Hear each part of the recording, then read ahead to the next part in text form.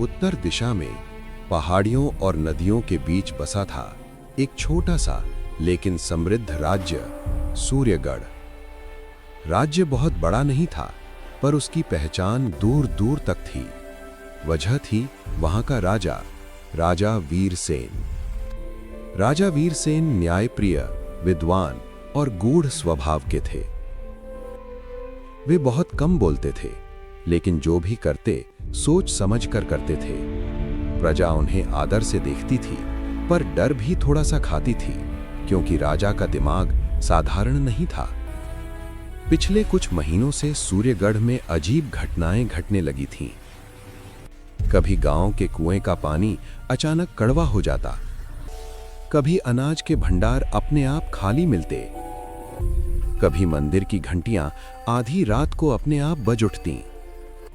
इन घटनाओं से प्रजा में डर और भ्रम फैल गया था, लेकिन राजा इन सब पर बस चुपचाप मुस्कुराते थे। एक दिन राजा ने पूरे राज्य में घोषणा करवाई, सूर्यगढ़ में जो भी स्वयं को बुद्धिमान, समझदार और योग्य समझता हो, वो दरबार में उपस्थित हो। राज्य में घटी हाल की घटनाओं से जुड़ी 3 पहेलियां हैं। जो उन्हें सुलझाएगा वही कहलाएगा राज्य का सबसे बुद्धिमान व्यक्ति। ये सुनते ही पूरे राज्य में हलचल मच गई। ये तो साधुओं का काम है, किसी ने कहा। ये तो पंडितों की परीक्षा है, और कुछ ने कहा राजा हमें बेवकूफ बना रहे हैं। इसी राज्य के एक साधारण गांव धनपुर में रहते थे 2 भाई।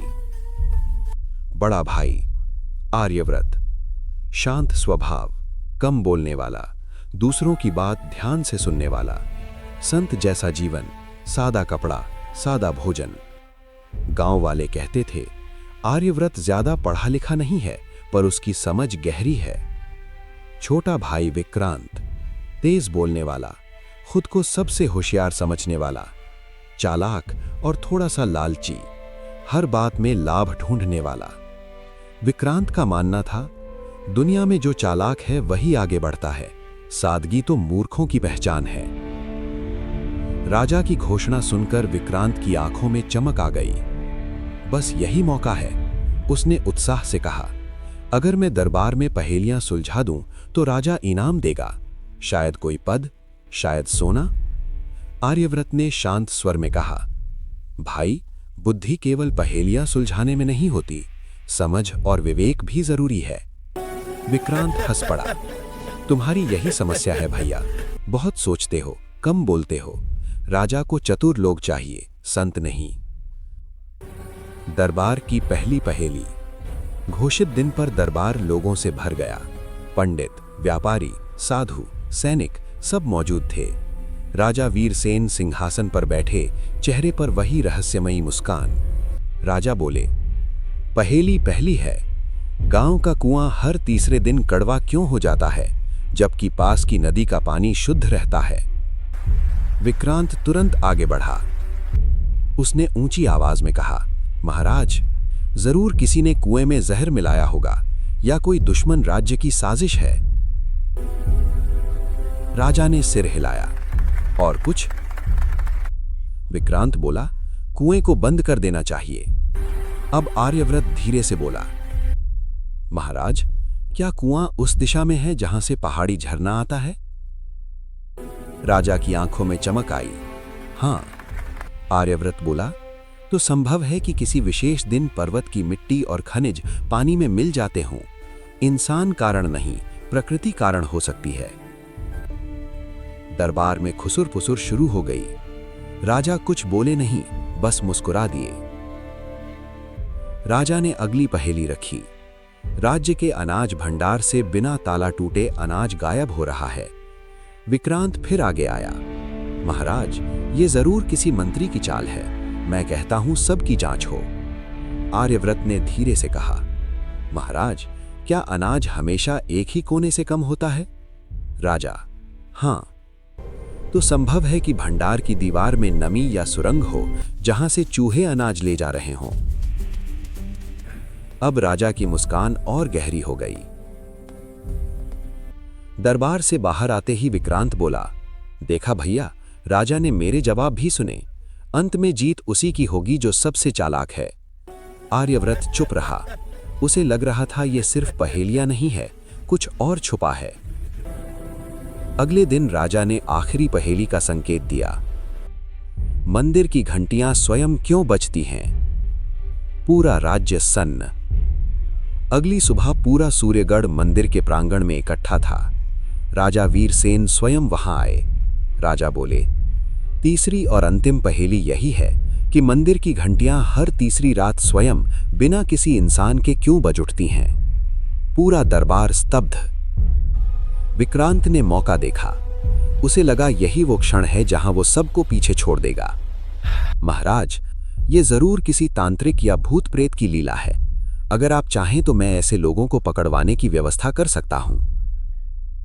राजा ने प्रश्नवाचक दृष्टि से पूछा, तुमने घंटियां बजते हुए खुद देखा? विक्रांत थोड़ा हिचकिचाया। ना, लेकिन लोग कहते हैं। राजा ने कुछ नहीं कहा। आर्यव्रत ने कुछ भी कहने से पहले मंदिर को ध्यान से देखा। घंटियों की रस्सी, छत की लकड़ी, हवा की दिशा, पास का पीपल का पेड़। उसने धीरे से पूछा, महाराज, क्या मंदिर के पास रात में पहरा रहता है? राजा बोले, नहीं। और क्या महाराज, पास के खेतों में सिंचाई रात में होती है? राजा मुस्कुराए, हां, ठीक आधी रात को। अब आर्यव्रत ने सबके सामने कहा, जब पानी छोड़ा जाता है तो जमीन में कंपन होता है। पीपल की जड़ें मंदिर की दीवार से जुड़ी हैं। उसी कंपन से रस्सी हिलती है और घंटियां बज उठती हैं। पूरा गांव सन्न रह गया।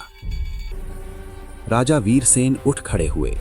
अब उनके चेहरे पर कोई रहस्य नहीं था। वे बोले, आज नहीं, बल्कि बहुत पहले मैंने ये सब रचाया था। सब चौंक गए। राजा ने आगे कहा, मैं जानना चाहता था कि मेरे राज्य में कौन सोचता है और कौन केवल अनुमान लगाता है। इसलिए कुएं के पास खनिज वाली मिट्टी डलवाई, अनाज भंडार में सुरंग खुद खुदवाई और मंदिर के पास प्राकृतिक कारणों को यूं ही रहने दिया।